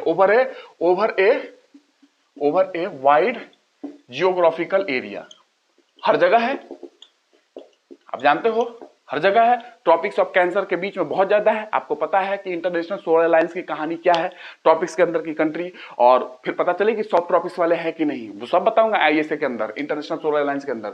तो ये समझ जाए कि सोलर एनर्जी पूरे ग्लोब पे अवेलेबल है। तो एक फायदा कि हर जगह उपलब्ध है, तो यूज कर सकते हैं, इसको एक्सट्रैक्ट कर सकते हैं, एक्सप्लॉइट कर सकते हैं। इनफाइनाइट सोर्स ऑफ एनर्जी है पहला, ये दूसरा इनफाइनाइट सोर्स है, हमेशा आता रहेगा, इनफाइनाइट सोर्स है सोलर एनर्जी। एक रिन्यूएबल एनर्जी का मैंने सोलर उठाया, सोलर एनर्जी रिन्यूएबल एनर्जी का एग्जांपल, और मैं उसकी थोड़ी सी बात कर रहा हूं आपसे। इको फ्रेंडली है।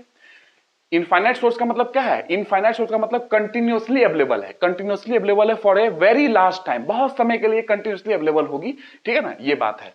क्योंकि सौर्य जो सन है उसकी लाइफ अभी बहुत है, ठीक है, तो मिलेगा, एनर्जी मिलते रहेगा अभी, ठीक है। इनफाइनाइट सोर्स, जब तक हाइड्रोजन खत्म ना हो जाए, इनफाइनाइट सोर्स ऑफ एनर्जी है, ठीक है। तीसरा इको फ्रेंडली है, इको फ्रेंडली,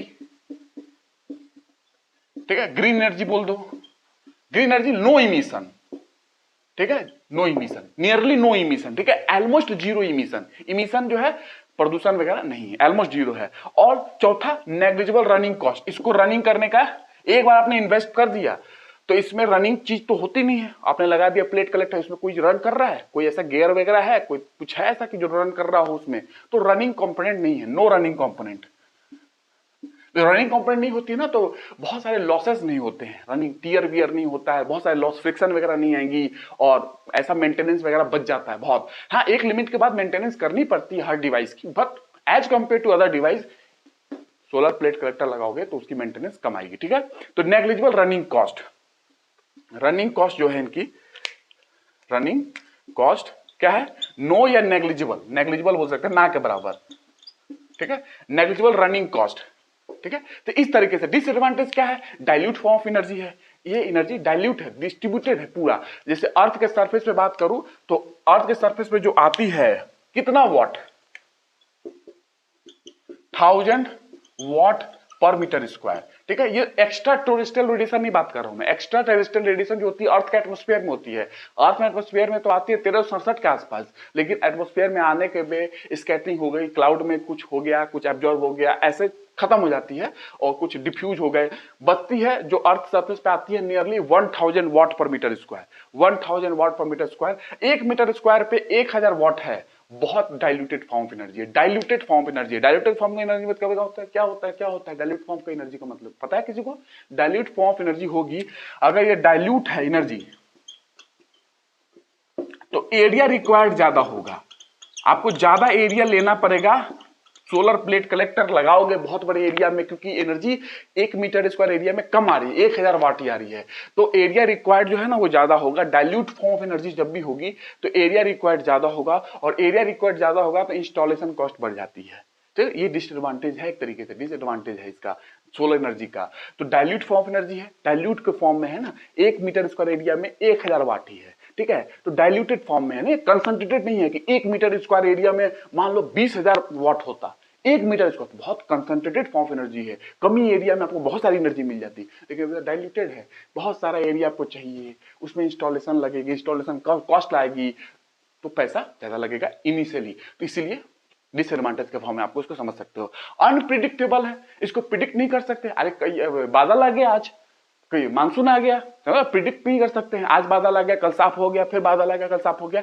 तो प्रिडिक्ट नहीं कर सकते, इंटरमिटेंट है, ये इंटरमिटेंट है, वेदर डिपेंडेंट है, वेदर पे डिपेंडेंट है, हाईली वेदर डिपेंडेंट है सोलर ऊर्जा, तो कभी छांव आ गया कभी धूप आ गया, समझते हो आप, ठीक है। हाई इन्वेस्टमेंट कॉस्ट, इनिशियली आपको जब आप ले रहे हो, जमीन ले रहे हो, कलेक्टर्स लगाओगे तो इनिशियल इन्वेस्टमेंट ज्यादा होती है इसके अंदर, इनिशियल, बाद में मेंटेनेंस कम होती है, बिकॉज मूविंग कंपोनेंट नहीं है तो उतना हमको मेंटेन नहीं करना पड़ता है, इनिशियली तो करना पड़ेगा इन्वेस्टमेंट।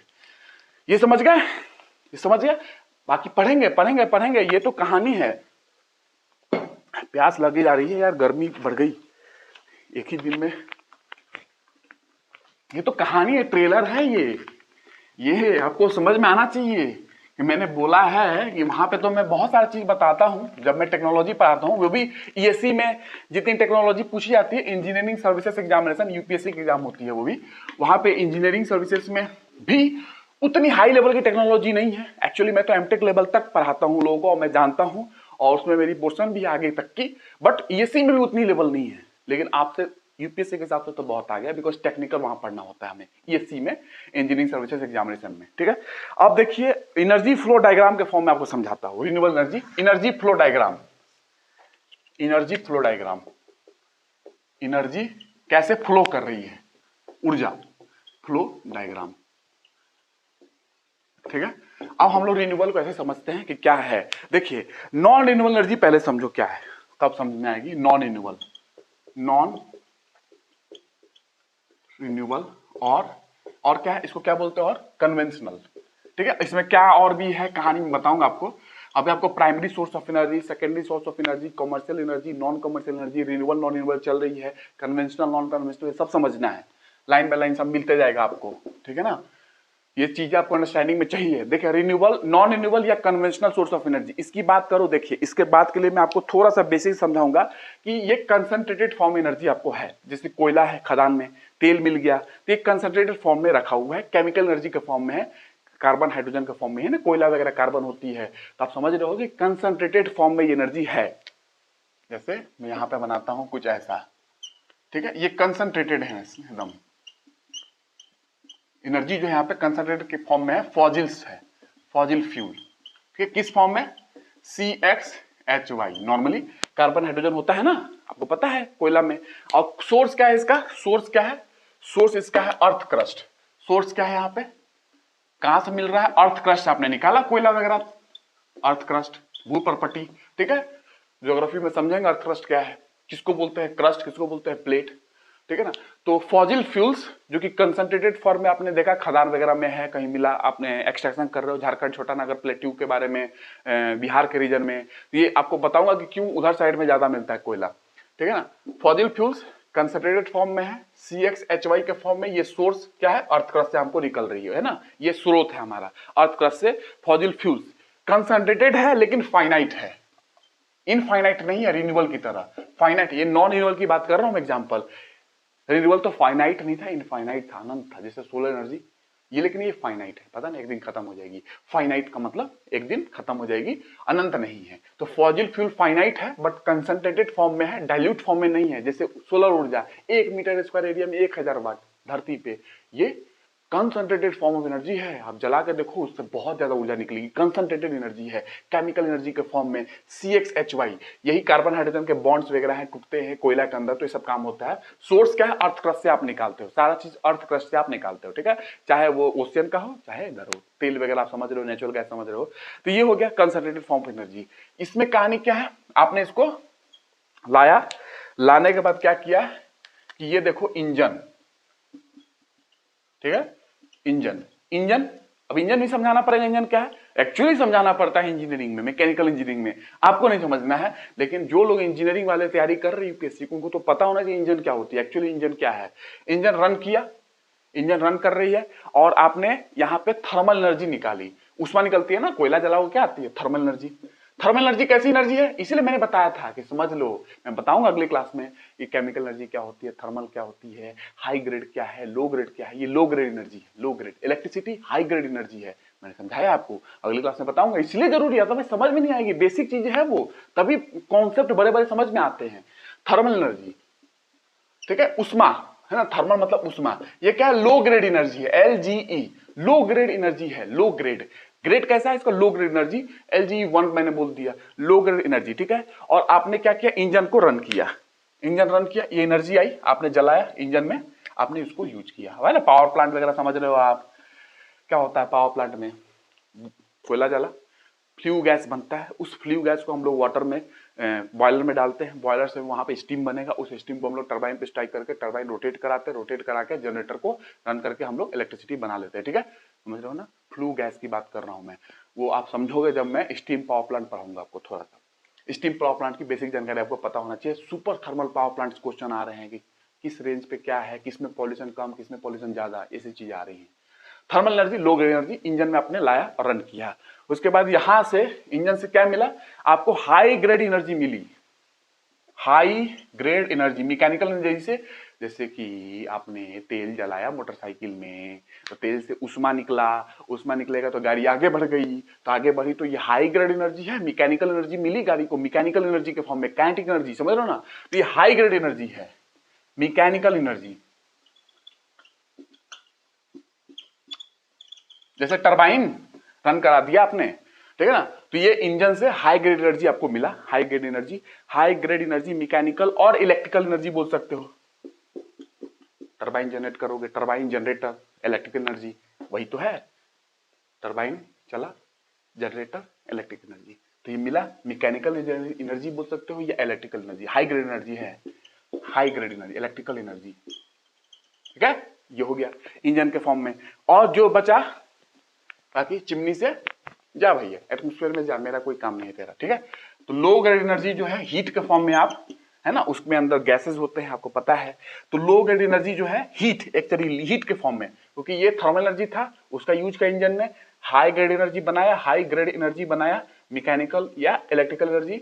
और विद्युत ऊर्जा, यांत्रिक ऊर्जा, हिंदी बहुत छोटी चीज है, बहुत सिंपल है, यहाँ पे कुछ बताने की जरूरत नहीं है। उष्मा ऊर्जा, लो ग्रेड एनर्जी। और यहाँ पे सिंक है, एटमोस्फेयर है, सिंक एटमोस्फेयर में छोड़ देते हैं, जा भाई जा, ग्लोबल वार्मिंग, यस, देखिए सिंक, सिंक है ये एटमोस्फेयर हमने एटमोस्फेयर में छोड़ दिया, जा हीट को, ये हीट मिली ना यहाँ से, इंजन से जो बचा, जो तो निकाल लिया हम लोगों ने काम की चीज, जो बचा एटमोस्फेयर में छोड़ दिया हीट।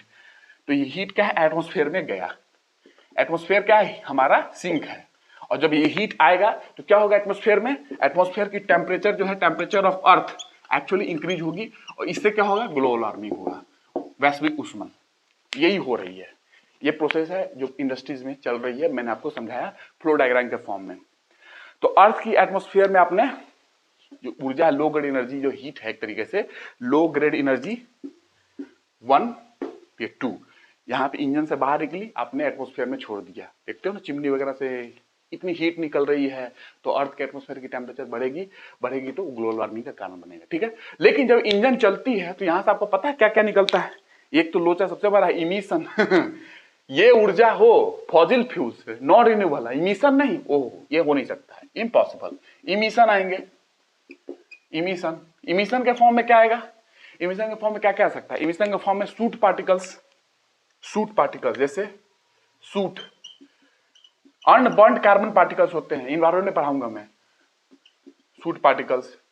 एक सूट पार्टिकल आएगा इमिशन के फॉर्म में, पॉल्यूशन के फॉर्म में। कार्बन पार्टिकल नॉर्मली स्मोक आ जाएगा, स्मोक, स्मोक आएगी। स्मॉग क्या होता है, स्मोक प्लस फॉग, वो भी पता चलेगी वहां पे। क्लासिकल स्मोक क्या होते हैं, लंदन स्मोक क्या होते हैं, फोटोकेमिकल स्मोक क्या होते हैं, लॉस एंजलिस स्मोक क्या होते हैं, सब मिलेगी इन्वायरमेंट इकोलॉजी में। ठीक है, सूट पार्टिकल निकला इमिशन, भाई इंजन चली, भाई प्रदूषण, आइए प्रदूषण देखिए, सूट पार्टिकल। स्मोक आ गया, कार्बन मोनोऑक्साइड, ले धक्का धक कार्बन मोनोऑक्साइड ब्लड में जाती है, बैंड में जाती है, सब कुछ समझोगे, बायोलॉजी में पढ़ाऊंगा इसका effect. Carbon monoxide, NOx, NOx पता है, नाइट्रोजन का oxide, NO2, NO, N2O, N2O तो अलग है, NO, NO2, नॉक्स, नॉक्स के फॉर्म में बोलते हैं। और radio active wave, radio active wave, ये भी निकलते हैं। रेडियो एक्टिविटी भी देखी गई है कोयला जलाने पे, मैं बताऊंगा एग्जांपल कि कोयला जब जलती है ना तो एक्चुअली पाउडर फॉर्म में होती है यूरेनियम 235। आपके पास टेक्नोलॉजी यूरेनियम 235 की है भारत के अंदर, लेकिन यूरेनियम 235 है ही नहीं। जो टेक्नोलॉजी है हमारे पास वो है नहीं, जो टेक्नोलॉजी नहीं है यूरेनियम 238 वो भरा हुआ है। ठीक है, तो ये हम बात करेंगे न्यूक्लियर में।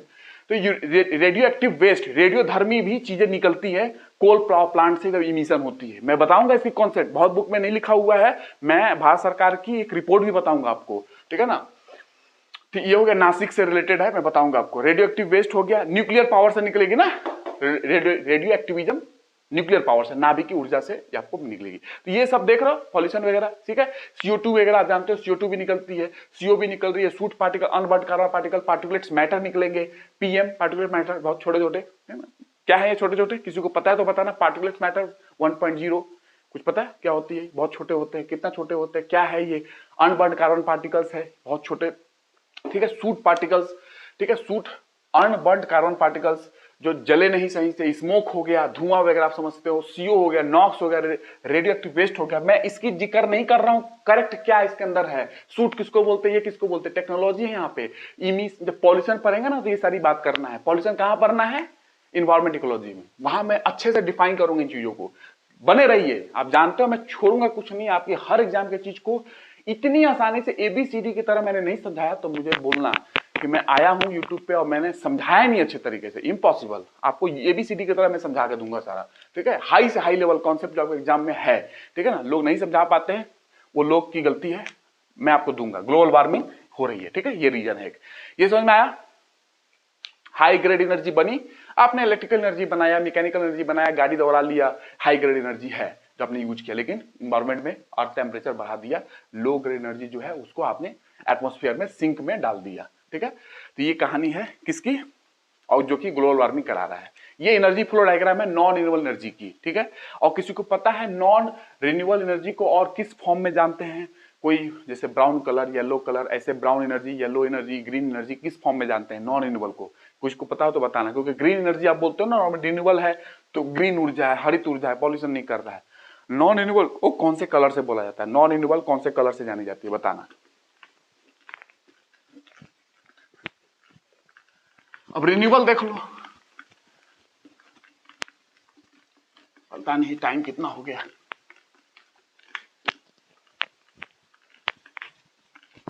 कोशिश रहती है कि मैं आपको 1 घंटे में बता के खत्म करूं, कंप्लीट करूं, लेकिन कभी कभी टाइम हो जाती है, तो थोड़ा सा आप पेशेंस रखेंगे। रिन्यूएबल, इसको मैं फ्लो डायग्राम से बता रहा हूं, रिन्यूएबल और नॉन कन्वेंशनल, ठीक है ना। अब कन्वेंशनल नॉन कन्वेंशनल क्या होती है चिंता नहीं करना है, रिन्यूएबल मैंने समझा दिया, ये भी समझ में आएगी। कन्वेंशनल नॉन कन्वेंशनल क्या होती है, देखिए फ्लो डायग्राम बनाता हूं मैं। इसकी सोर्स कैसी होगी? उसकी तो फाइनाइट थी, कोयला तो खत्म होगा ना एक दिन, फाइनाइट सोर्स है। इसकी क्या है? इनफाइनाइट सोर्स है। ये मिटा दूं इधर, क्या इधर लिख लेता हूं, ये तो समझ ही लियो क्या मैंने लिखा है। अब देखो ये भी हटाओ, यहां देखो, ये फाइनाइट सोर्स ऑफ एनर्जी है? ये फाइनाइट है रिन्यूएबल? नो। क्या है ये? इनफाइनाइट सोर्स ऑफ एनर्जी है, मैंने बताया था ना इनफाइनाइट। वो क्या थी? फाइनाइट थी। जो नॉन रिन्यूएबल है, कोयला वगैरह तो फाइनाइट है ना, एक दिन खत्म होगा। इनफाइनाइट सोर्स ऑफ एनर्जी है। जैसे सोर्स किसका क्या होगा? जैसे उसका सोर्स क्या था? फॉसिल फ्यूल्स, कोयला वगैरह अर्थ क्रस्ट से निकाल रहे हो, अर्थ क्रस्ट से। इसका सोर्स क्या है? सन। मान लो सोलर ऊर्जा को आपने लिया, सन इसका सोर्स है, इनफाइनाइट सोर्स ऑफ एनर्जी है। देखिए इसकी एनर्जी तो आ ही रही है, आप इसका यूज करो या ना करो, ऊर्जा तो रोज ही आ रही है, सोलर एनर्जी रोज ही आ रही है। प्लेट लगा लो छत के ऊपर, सोलर प्लेट, या ना लगाओ, ऊर्जा तो आ ही रही है, ठीक है। तो ऊर्जा आ रही है, तो इसके एक एक पार्टिकल को आप उठाओगे, एक एक पार्टिकल को देखोगे, फोटोन को, थोड़ा सा मैं फोटोन वगैरह नाम ले रहा हूं, नहीं समझ में आएगा तो चिंता नहीं करना है, ये सारी चीजें मैं बताऊंगा आपको, ठीक है। मैं इसकी बात कर रहा हूं, ये एनर्जी जो है फोटोन की, ये एनर्जी जो फोटोन, एक एक फोटोन की एनर्जी जो है वो hc/λ। ये ध्यान रखना, ग्लोबल वार्मिंग में यूज भी करूंगा इस कॉन्सेप्ट का, ग्लोबल वार्मिंग में यूज करूंगा इस कॉन्सेप्ट का, ध्यान रखो। ईपी फोटोन की एनर्जी hc/λ, फोटोन, फोटोन समझ रहे हो ना, सन एनर्जी में, सोलर ऊर्जा में फोटोन की बात कर रहा हूं, hc/λ, ठीक है। ये है, और ये सोलर एनर्जी है तो इंटरमिटेंट होगी, रुक रुक के, क्यों? वेदर डिपेंडेंट है ना, कभी बादल आ गया तो नहीं आएगी, बादल हट गया तो आ जाएगी सोलर ऊर्जा, है ना, रोशनी। तो ये ईपी और फोटोन जो है hc/λ, ठीक है ना, ये एक एक फोटोन की ऊर्जा है जो आ रही है, ठीक है। तो ये आ ही रही है, यूज करो चाहे ना करो। और अर्थ पे आ रही है, हम अर्थ को क्या माने हैं? सिंक माने हैं, ठीक है। अर्थ पे तो आ ही रही है, ये तुम यूज करना है तो कर लो, नहीं यूज कर रहे हो तो अब भाई, बहुत पहले से टेक्नोलॉजी कहाँ थी, आजकल प्लेट कलेक्टर लगे हुए, सोलर प्लेट कलेक्टर वगैरह लगे हुए, तो यूज कर पा रहे हो। पहले तो ऐसे नहीं आती थी, धरती पे गिरी जाती थी, यूज नहीं करते थे, टेक्नोलॉजी नहीं थी हमारे पास। आज हम लोगों ने यूज करना स्टार्ट किया, बिकॉज रिन्यूएबल में देखा पॉल्यूशन वगैरह कितना है, ग्लोबल वार्मिंग कितना है, यहाँ पे बचेंगे हम लोग अगर हम लोग टेक्नोलॉजी से बना बना के यूज कर पाए रिन्यूएबल एनर्जी को, ठीक है ना। सोलर एनर्जी हो, टाइडल हो, जियोथर्मल हो, कोई भी हो। देखिए तो इसमें क्या है कि हमने कहा कि क्यों ना, आ रहे हो तो तुम इधर आओ बेटा, इधर आओ, आइए इधर, आइए इधर, इधर आइए, इधर आइए। आप कौन सी एनर्जी है? सोलर एनर्जी है, हीट के फॉर्म में है ना, एक्चुअली हीट के फोटोन के फॉर्म, लो ग्रेड एनर्जी है, लो ग्रेड एनर्जी। ये लो ग्रेड एनर्जी है। इलेक्ट्रिकल एनर्जी हाई ग्रेड होती है, ये लो ग्रेड एनर्जी है, ठीक है। थर्मल एनर्जी के फॉर्म में समझ लो, ये लो ग्रेड एनर्जी है। बोले तुम आ जाओ, आओ इधर, और मैंने तुमको डाल दिया डिवाइस के अंदर, किसी डिवाइस में, है ना, solar plate collector, parabolic collector, paraboloid collector, है ना, डिवाइस पीवी सेल, है ना, फोटोवोल्टाइक सेल, डिवाइस में मैंने डाल दिया। डिवाइस में डाला, डिवाइस रन की, डिवाइस रन की, ठीक है। जा ही रहे थे, मैंने कैप्चर किया, डाल दिया इधर, और अच्छा लो ग्रेड एनर्जी है, मैंने डाला। डालने के बाद क्या हुआ कि यहाँ पे अगर पीवी सेल होगा तो इलेक्ट्रिक एनर्जी बना देगा, सोलर प्लेट कलेक्टर होगा डायरेक्ट थर्मल एनर्जी बनाएगा, थर्मल एनर्जी से हम हीटिंग से पानी गर्म कर लेंगे।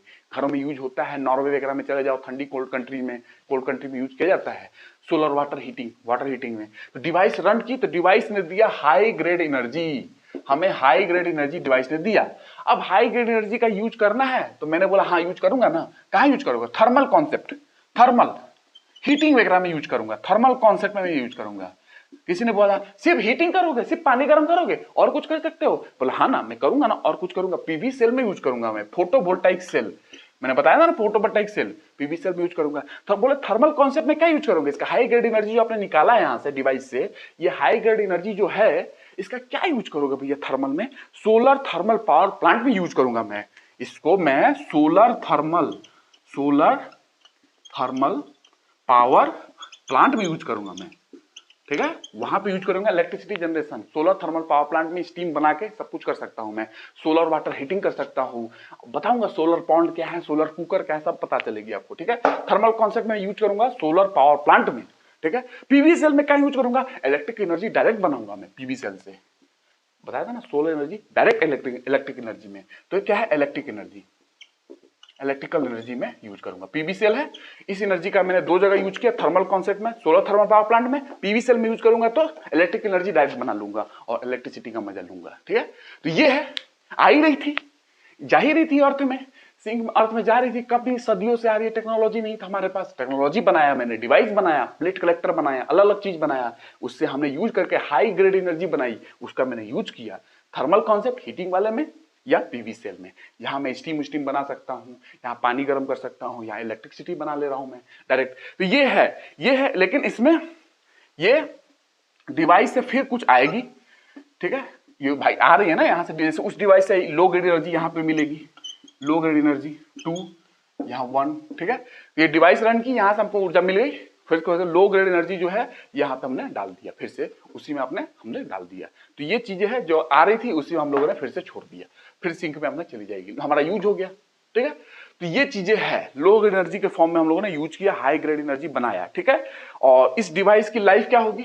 लाइफ बहुत ज्यादा होगी, क्योंकि रनिंग कंपोनेंट, मूविंग कंपोनेंट नहीं है इसमें अंदर, तो वियर टियर नहीं होंगे, है ना, घर्षण वगैरह नहीं, मूविंग नहीं कर रहा है ना कोई चीज, स्टैटिक है, प्लेट कलेक्टर ऐसा लगा हुआ है, तो लाइफ बहुत अच्छी होगी, इसकी लाइफ अच्छी होगी। और रनिंग कॉस्ट क्या होगी? रनिंग कॉस्ट, इसको रन करने का कॉस्ट, इंस्टॉलेशन कॉस्ट ज्यादा है शुरुआत में, रन करने का कॉस्ट क्या, लगा दिए चल रही है मैं पैसे, सूर्य को देख रहा है plate collector, running cost nearly zero है, ठीक है, जीरो के आसपास है, जीरो के आसपास, ठीक है। रनिंग कॉस्ट, इसकी रनिंग कॉस्ट क्या होगी? बहुत कम होगी, ठीक है, नियरली जीरो होगी। और कैसी एनर्जी है? ग्रीन एनर्जी, कोई पॉल्यूशन किया नहीं, ग्रीन एनर्जी है, ग्रीन एनर्जी। ये क्या है यार, चल नहीं रहा है आज, ग्रीन एनर्जी, हरित ऊर्जा है ये, ठीक है, ग्रीन एनर्जी, पॉल्यूशन नहीं किया ना, ये आ रही थी, मैंने यूज कर लिया, फिर उसके बाद अपना सिंक में डाल दिया, जो बचा लो ग्रेड एनर्जी। मैं इसकी टेक्नोलॉजी थोड़ा नहीं बात कर रहा हूं, लेकिन आप समझ रहे हो फीलिंग, ठीक है। तो डिवाइस में मैंने यूज किया, ये मिला, इसका यूज किया, बाकी फिर उसमें से जो निकला फिर अर्थ में मैंने डाल दिया, ठीक है। तो ये लो ग्रेड एनर्जी हमने अर्थ में फिर से डाल दिया। तो ये हमारी कहानी है, जो कि सोर्स है सन, इनफाइनाइट सोर्स ऑफ एनर्जी है, उसकी ऊर्जा आ ही रही है, मैंने यूज कर लिया। एक फोटोन की ऊर्जा कितना? SC/λ, मैंने उसको यूज किया, बनाया, ये यूज किया, बाकी फिर से हमने सिंक में डाल दिया। ग्रीन एनर्जी पॉल्यूशन नहीं कर रही है, रनिंग कॉस्ट कुछ नहीं है, रनिंग कॉस्ट नहीं है, लाइफ बहुत ज्यादा है, वियर टियर नहीं हो रहा है, रनिंग मूविंग कॉस्ट कोई मूवमेंट नहीं हो रही है इसके अंदर, डिवाइस के अंदर कोई इंटरनल मूवमेंट नहीं है, जैसे कि आप जानते हो इंजन वगैरह में होती है, वैसे नहीं है। तो डिवाइस प्लेट कलेक्टर क्या होती है? स्टैटिक होती है ना ऐसे, तो वो डिवाइस वगैरह आप समझ चुके हो कि ये है। तो अर्थ सिंक में मैंने फिर से लो ग्रेड एनर्जी को डाल दिया, तो एक तरीके से ग्रीन एनर्जी है ये, ठीक है। ये आई, ये और फिर से यहाँ चली गई, ठीक है। तो ये आप समझ चुके हो ऐसे, और ये तो आ ही रही है, यूज करो ना करो आ तो रही है, यूज कर लिया हमने टेक्नोलॉजी में, ठीक है। तो ये है renewable energy, non conventional energy जो मैंने आपको बताई। सोलर एनर्जी का एग्जांपल मैंने लेकर आपको बताया, ठीक है। नॉर्वे कंट्री जो है देख लो, तो नॉर्वे तो फुल्ली रिन्यूएबल पे ही है। नॉर्वे का देख लो, फ्रैंकफर्ट देख लो जर्मनी में, फ्रैंकफर्ट जो सिटी है वो पूरी रिन्यूएबल पे चल रही है वो, ठीक है ना। और नॉर्वे भी रिन्यूएबल पे है, तो कोल्ड कंट्री है वहां पे और पॉपुलेशन कम है, तो वहां पे सारी चीजें चल रही है रिन्यूएबल पे। फ्रैंकफर्ट हो गया जर्मनी की ग्रीन सिटी एक तरीके से है वो, और क्या कहते हैं, नॉर्वे भी है, फुल्ली यूज कर रहा है रिन्यूएबल एनर्जी वगैरह, बहुत यूज की जा रही है नॉर्वे वगैरह में, ठीक है। तो ये चीजें है, आपको इतना ध्यान रखना है। बाकी नेक्स्ट क्लास में आपको यहाँ से आगे प्रोसीड करूंगा, हाइड्रो पे भी कुछ बताऊंगा कि वो रिन्यूएबल में आता है नहीं आता है, और अलग वे से भी डिफाइन करूंगा रिन्यूएबल को। मैं अगर आपको बताऊं रिन्यूएबल में अलग वे से क्या डिफाइन करूंगा मैं आपको, तो रिन्यूएबल को मैं डिफाइन करूंगा और एक नॉन रिन्यूएबल डिफाइन करूंगा। नॉन रिन्यूएबल्स में मैं फॉसिल्स डिफाइन करूंगा और नॉन फॉसिल्स डिफाइन करूंगा। फॉसिल्स फॉर्म में कोयला, तेल, पेट्रोलियम, ये सब चीजें सेल है, कोल बेड मीथेन है। नॉन फॉसिल्स के फॉर्म में क्या है नॉन रिन्यूएबल में, नॉन फॉसिल्स, फॉसिल्स मतलब जीवाश्म।